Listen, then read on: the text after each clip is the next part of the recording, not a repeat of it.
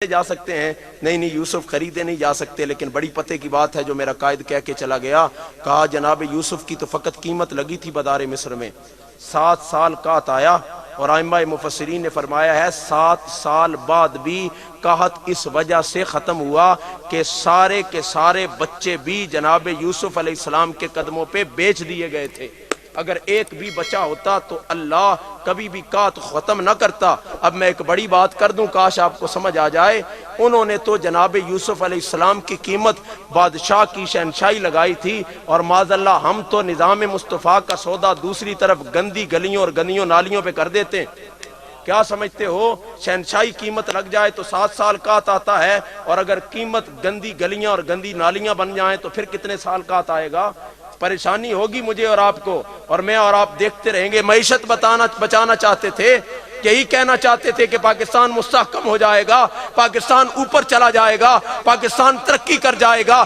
آسیہ کو اس لیے بھیجا ہے، غازی کو تختہ دار پہ اس لیے لٹکایا ہے، میناروں سے مسجدوں سے سپیکروں کو اس لیے اتروایا ہے، میچوں کی خاطر مسجدوں کو اس لیے بند کروایا ہے۔ اگر یہ سارا کچھ کر لینے کے بعد بھی معیشت بہتر نہیں ہوئی ہے تو پھر عاشقوں کے شل بھی چلائے ہیں، عاشقوں کے اوپر گولیاں بھی برسائی ہیں۔ میلاد کے جلوس میں پچھلے سال حویلیاں کے مقام پہ آمد مصطفیٰ مرحبا مرحبا کے نعرے لگانے والوں پہ شل چلائے ہیں، گولیاں چلائی ہیں کہ معیشت مستحکم ہو جائے۔ فرانس کے بدبختوں سے یارانے بنائے ہیں، سویڈن کے بدبختوں سے یارانے بنائے ہیں، تو بتاؤ تمہاری معیشت کیوں برباد ہو کے رہ گئی ہے؟ اگر معیشت فقط حضور سے غداری کر کے بہتر ہو سکتی تھی تو تمہاری معیشت تو ساری دنیا سے بہتر ہونی چاہیے تھی۔ تمہاری معیشت آئے دن ڈیگریڈ کیوں ہوتی چلی جا رہی ہے؟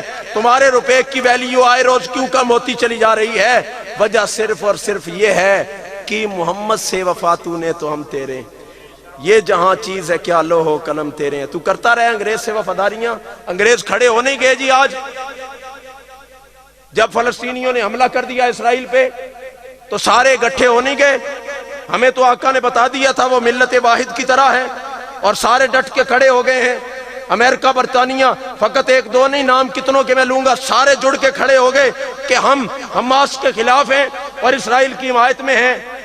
اور کیا بدبختی ہے کہ کسی میں اتنی جرت نہیں ہوئی مسلمان حکومت میں کہ ڈٹ کے کھڑا ہو جاتا کہ ہم بھی مسجد اقصیٰ لینے کے لیے ڈٹ کے کھڑے ہیں۔ لیکن یاد رکھو ایسا کرنے کے لیے کوئی حضرت عمر کا غلام آئے گا تو ہی ہوگا۔ بس یہ بدبختی ہے میری اور آپ کی کہ دعائیں مانگتے ہیں باری تعالیٰ حضرت عمر جیسا حکمران عطا فرما۔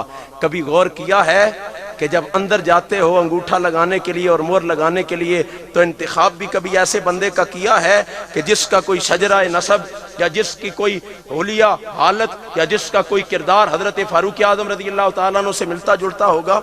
انتخاب کن لوگوں کا کرتے ہو اور دعا کس ہستی کے بارے میں کرتے ہو؟ گزرے یزید کو لعن طعن کرنا بڑا آسان ہے، وقت کے یزید کے خلاف کھڑا ہو جانا یا امام حسین کا کام ہے یا خادم حسین کا کام ہے؟ بس ڈٹ کے اگر کھڑا ہو جائے گا تو تجھے کامیابی و کامرانی مل جائے گی۔ باتوں سے بات نکلی اور پتہ نہیں کہاں چلی گئی۔